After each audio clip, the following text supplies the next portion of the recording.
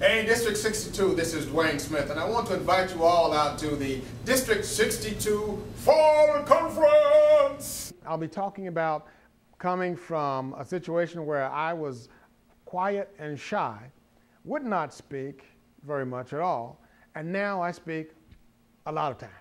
I know there are some Toastmasters out there right now who are in the same situation, or the same boat that I was in. I'll tell you how I got out of that boat and got on a bigger boat. That's going to happen during my keynote speeches. But the one I am most excited about is what's happening on Sunday morning, because that's where we will talk about putting a speech together. I've seen many speeches. I've created many speeches. Some were really good and some were really, really good. I'm not going to tell you about the other ones.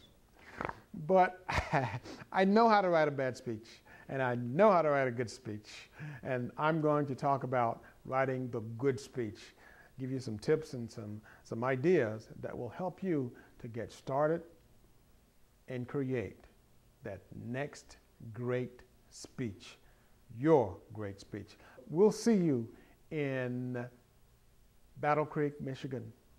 Bye. Yeah. Is that red light on?